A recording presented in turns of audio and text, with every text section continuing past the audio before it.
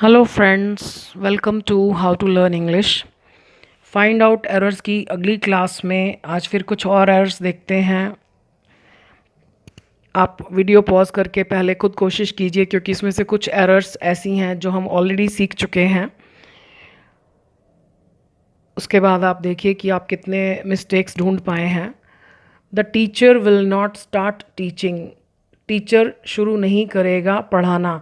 अब आप देखो, मैंने आपको पिछली क्लास में समझाया था कि जो हमारा पहला वर्ब है जो टेंस के अकॉर्डिंग है, उसके फ़ौरन बाद अगर वर्ब आए तो हमारे पास दो ऑप्शंस हैं, या तो इन्फिनिटिव यानी टू प्लस फर्स्ट फॉर्म या आईएनजी। स्टार्ट और स्टॉप के बाद मोस्टली जेरेंड यूज़ होता है आईएनजी। बाकी सब वर्ब्स के बाद ज़्यादातर two plus first form infinitive use होता है, लेकिन स्टार्ट और स्टॉप के बाद आप देखेंगे मैक्सिमम आईएनजी यूज़ हो रहा है। So the teacher will not start teaching. Teacher पढ़ाना शुरू नहीं करेगा unless the students do not show any interest. यानी अगर स्टूडेंट्स कोई इंटरेस्ट शो नहीं करेंगे, जब तक स्टूडेंट्स इंटरेस्ट शो नहीं करेंगे। अब अनलेस और अनटिल में एक तो विल नहीं आता और एक नॉट भी नहीं आता, सिंपल प्रेजेंट टेंस। तो अगर हम इसमें से नॉट को निकालते हैं तो हमें डू की भी ज़रूरत नहीं है, क्योंकि सिंपल सेंटेंस में डू नहीं आता है। तो इसका आंसर होगा unless the students show any interest. जब तक स्टूडेंट्स इंटरेस्ट शो नहीं करेंगे टीचर पढ़ाना शुरू नहीं करेगा। To insult a person. अब हमने पिछली क्लास में सीखा कि कोई वर्ब भी हमारा सब्जेक्ट हो सकता है, तो दो तरीके हैं, या तो टू प्लस या आईएनजी। सो टू इंसल्ट किसको? अ पर्सन इज़ हर्टफुल, यानी अपमान करना किसका? किसी व्यक्ति का। इज़ हर्टफुल बहुत चुभने वाला होता है, दुखदाई होता है अपमान करना। यानी जब हम अपमान करते हैं किसी का, अगर हम अंदर झांक कर देखें तो अपने मन में भी दुख होता है। हो सकता है किसी सही वजह से किसी का अपमान करें या गलत वजह। वैसे तो किसी का अपमान करना नहीं चाहिए, चाहे कोई सही वजह भी हो, लेकिन जब करते हैं तो वो हर्टफुल होता है, पेनफुल होता है। करने वाले को भी अंदर पेन होता है। अगर वो अंदर ध्यान ले जाए तो वो महसूस करेगा कि उसके अंदर भी शांति नहीं है। Many poor people are in our country. हमारे देश में बहुत से गरीब लोग हैं। अब फिर कहाँ पर कौन है, तो उसमें देयर के बिना नहीं बनेगा। ये मैनी पुअर पीपल यहाँ नहीं आएगा, यहाँ पर आएगा देयर आर, यहाँ आएगा many poor people in our country. Who have touched the wire. Wire होती है तार, जैसे बिजली की तार। तो तार को किसने टच किया है? तो जिसने भी टच किया वो सब्जेक्ट है, यानी हम सब्जेक्ट के बारे में पूछ रहे हैं। तो मैंने आपको पहले भी बताया था कि हु के साथ एक पर्सन वाला रूल चलता है, तो एक पर्सन के लिए हैव नहीं आता। Who has touched the wire. Wire को किसने टच किया है? To oust a bad employ. Oust होता है निकाल देना, निकाल बाहर करना। So to oust a bad employ necessary. अब ये सब्जेक्ट तो हो गया, लेकिन वर्ब नहीं है। आप देखो, to oust a bad employ is necessary. He will not leave. वो नहीं जाएगा। Until she does not count the money. जब तक वो पैसे नहीं गिनेगी। अब अनटिल के बाद नॉट नहीं लगता, तो नॉट नहीं चाहिए तो डज भी नहीं चाहिए, तो ये दोनों निकल कर यहाँ काउंट्स हो जाएगा, क्योंकि शी सिंगुलर है तो सिंगुलर के साथ एस और यस लगता है। So until she counts the money. He will not, sorry, he wants change his job. अब हमने ये सीखा कि जो हमारा पहला वर्ब है जिससे हमको टेंस पता चल रहा है, उसके फ़ौरन बाद भी अगर वर्ब आ रहा है तो उसको ऐसे नहीं लिखा जा सकता। हमारे पास दो ऑप्शंस है, या तो हम इन्फिनेटिव लगाएं टू प्लस फर्स्ट फॉर्म, या आईएनजी। अब मैंने आपको बताया था कि वर्ब के फ़ौरन बाद इन्फिनेटिव ज़्यादा यूज़ होता है, तो वांट के बाद तो इन्फिनेटिव ही आएगा, चेंजिंग की बजाय change. To change, sorry, he wants to change his job. वो अपना जॉब बदलना चाहता है, यानी दोनों काम इसने करने हैं। चाहता भी वही है और बदलेगा भी यही। Does he a truthful man. सच्चा आदमी। क्या वो एक सच्चा आदमी है? सब्जेक्ट कौन है, क्या है, कैसा है, उसमें डज का कोई काम नहीं है। इज़ मॉडल सेंटेंस है जिसमें कोई काम नहीं हो रहा। Is he a truthful man. Until you will not offer something to the dog. अब थोड़ा थोड़ा हमें याद रहना शुरू हो गया कि अनटिल के बाद ना तो हमको विल लगाना है ना नॉट लगाना है।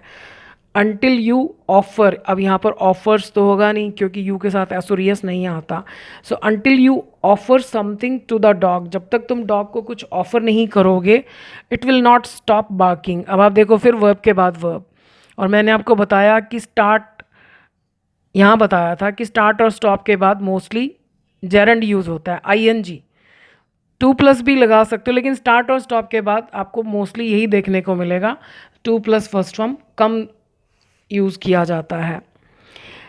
दे वॉन्ट गो समवेयर, पहले वर्ब के बाद दूसरा वर्ब ऐसे नहीं आता, या तो टू लगाना पड़ेगा या आईएनजी। वॉन्ट के बाद टू ही आता है, आईएनजी नहीं यूज़ होता। They want to go somewhere, वे कहीं जाना चाहते हैं।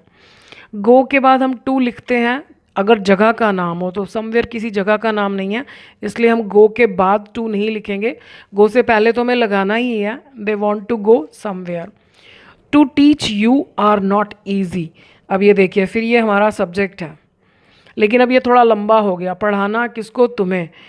सब्जेक्ट, जब हमारा सब्जेक्ट वर्ब होता है तो वो हमेशा इट के बराबर होता है, हमें लास्ट वाले वर्ड को नहीं देखना कि हम यू को देखकर यहाँ आर लगा दें, क्योंकि हम यू को थोड़ी ना कह रहे हैं कि यू ईजी नहीं है, यू की तो बात ही नहीं हो रही। ईजी कौन नहीं है? टीच, टू टीच, तो this is equal to it, तो इट के साथ कभी भी आर नहीं आता।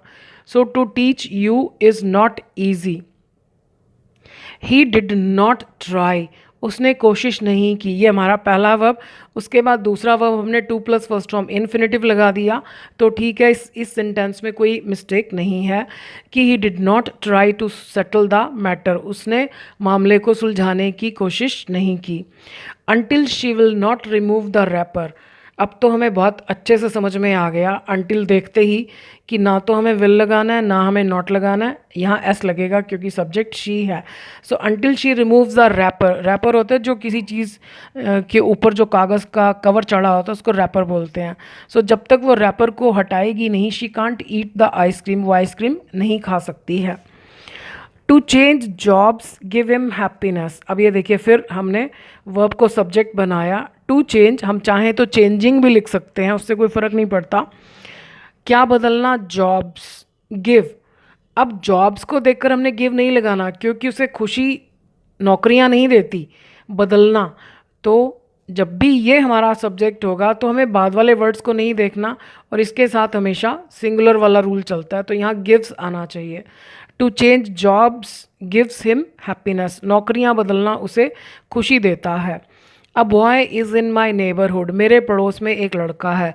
फिर किसी के होने की बात की जा रही है, बिना देयर के नहीं बनेगा, ये अ बॉय यहाँ नहीं आएगा, यहाँ आएगा there, THERE, there is a boy in my neighbourhood. A new house will construct, construct means होता है निर्माण करना, हमारा सब्जेक्ट क्या है? नया मकान, तो मकान निर्माण नहीं करेगा, मकान का निर्माण किया जाएगा, तो ये पैसिव वॉइस होना चाहिए। तो पैसिव वॉइस दो चीज़ों के बिना नहीं बनता, B plus third form. Passive voice के ऊपर भी मैंने वीडियोस बनाई हैं, जो पैसिव वॉइस का खुलासा जिस पे लिखा है मैंने टाइटल, उसमें अगर आपको उसको आप देखेंगे तो आपको पैसिव वॉइस में कभी कोई डाउट नहीं रहेगा कि पैसिव वॉइस होता क्या है, कहाँ यूज़ होता है, क्यों यूज़ होता है, उसकी क्या इंपॉर्टेंस है, तो वो आपको सब क्लियर हो जाएगा पैसिव वॉइस अगर आप देखेंगे पहली क्लास फर्स्ट वीडियो पे पैसिव वॉइस पे। अ new house will be constructed, आज बहुत दिनों के बाद हम थोड़ा अपने ऊपर फोकस कर रहे हैं चलते चलते। अच्छी एफर्मेशंस सोचने से हम पर अच्छा असर होता है, हमारे आसपास के माहौल पर, पूरी प्रकृति पर, पूरे ब्रह्मांड पर अच्छा असर होता है। तो आज दो एफर्मेशंस हैं। I am a well wisher of the universe, मैं शुभ चिंतक हूँ इस ब्रह्मांड का, इस यूनिवर्स का। और दूसरा है I am my well wisher, मैं अपना शुभ चिंतक हूँ, मैं विश्व का शुभ चिंतक हूँ। जब हम ये अपने आप से कहते हैं, बार बार कहते हैं, अच्छी एफर्मेशंस को बार बार दोहराना चाहिए, जितनी बार ज़्यादा दोहराएंगे उतना ज़्यादा अच्छा असर होता है, और हमेशा करते रहें, ऐसा नहीं कि थोड़ा टाइम करके छोड़ दें। तो मैं इस यूनिवर्स का वेल विशर हूँ, तो हमारे मन में अपने आप इस अपने आसपास के माहौल को, दुनिया को बेहतर बनाने के लिए जो भी हम थोड़ा बहुत योगदान दे सकते हैं, हमारे मन में अपने आप इच्छा भी जागेगी और आइडियाज़ भी आएंगे। और जब हम ये कहते हैं कि I am my well wisher, कि मैं अपना शुभ चिंतक हूँ, तो हमारे अंदर सुधार की बहुत पॉसिबिलिटीज़ जाग जाती हैं। I am my well wisher से क्या होता है कि हम जाने अनजाने बहुत सारी गलत चॉइसेस बनाते हैं, टाइम वेस्ट करते हैं, गलत चीज़ें खा लेते हैं, गलत फैसले लेते हैं। तो जब हम कहते हैं I am my well wisher, तो यूनिवर्स भी हमारी हेल्प करता है हमें वो सब चीज़ें डिसाइड करने में जो हमारे लिए अच्छी होती हैं। तो उम्मीद है कि आप इन 2 एफर्मेशंस को यूज़ करेंगे और देखेंगे कि इनका क्या फ़ायदा होता है। और फ़ायदा डेफिनेटली होता है अगर आप उसको कंसिस्टेंटली करें, रेगुलरली करें, बहुत बार करें। थोड़ा समय लगता है लेकिन रिज़ल्ट ज़रूर आता है। I wish you all the best. Thank you for watching this video.